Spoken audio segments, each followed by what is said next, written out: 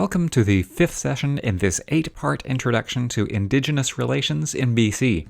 So, with the background from the first 4 sessions in the series in mind, let's talk about the United Nations Declaration on the Rights of Indigenous Peoples and the Truth and Reconciliation Commission calls to action. I think of the articles of the UN Declaration as providing broad strategic direction, and the calls as specific tactics.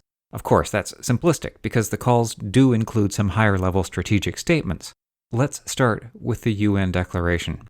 It provides for the recognition of Indigenous peoples' rights to their lands and natural resources and the observation of their treaty rights.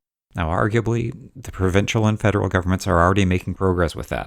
The UN Declaration also requires countries to consult with Indigenous peoples with the goal of obtaining their consent on matters that concern them.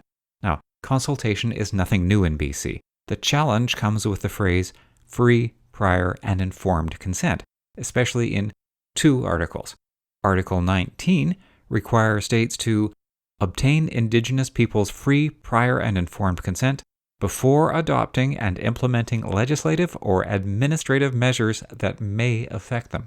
And from Article 32 on resource issues, states must obtain Indigenous peoples' free and informed consent prior to the approval of any project affecting their lands or territories and other resources, particularly in connection with the development, utilization, or exploitation of mineral, water, or other resources.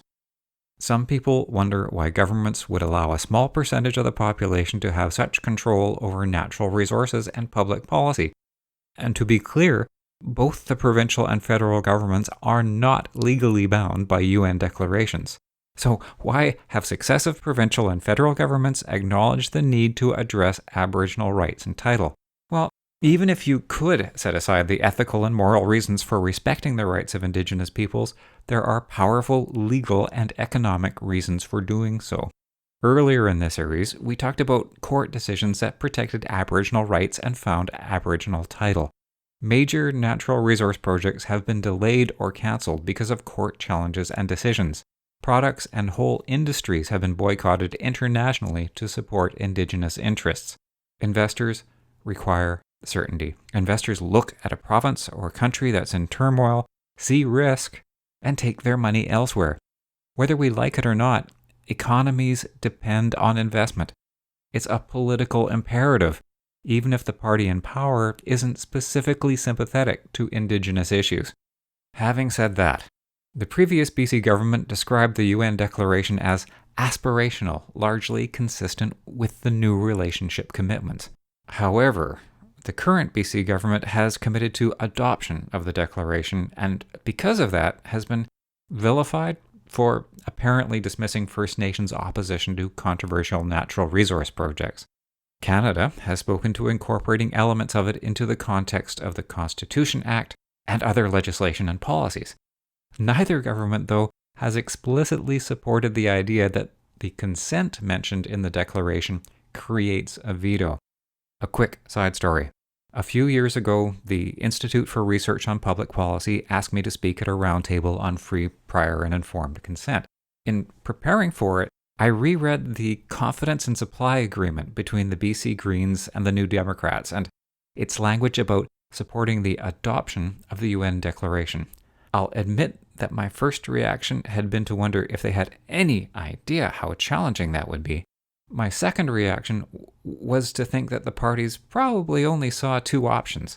They'd either default to a minimalist interpretation, to seek but not necessarily obtain consent, relying on their arguably vague adoption language and reference to principles, or they'd embark on a program to amend and create legislation to codify the concept of consent and fundamentally change consultation and decision processes across government.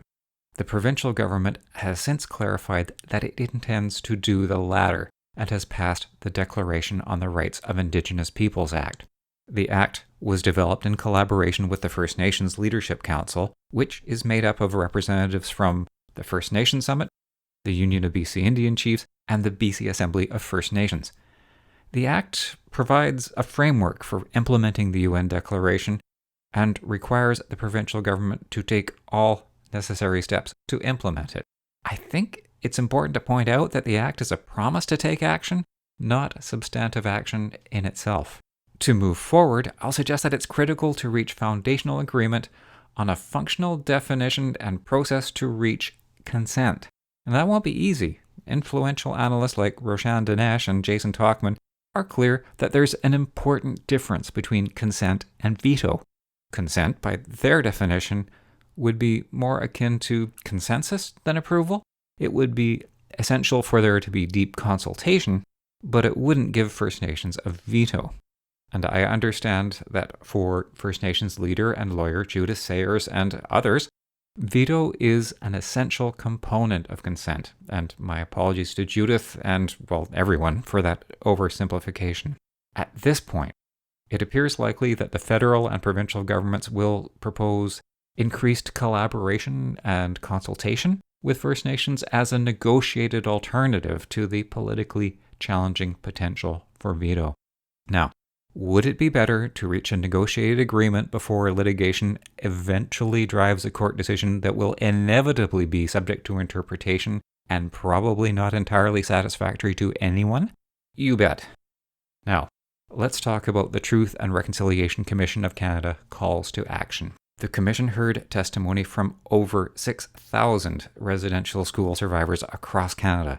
The report it released in 2015 details their experiences, the abuses they suffered, and the impact they still have.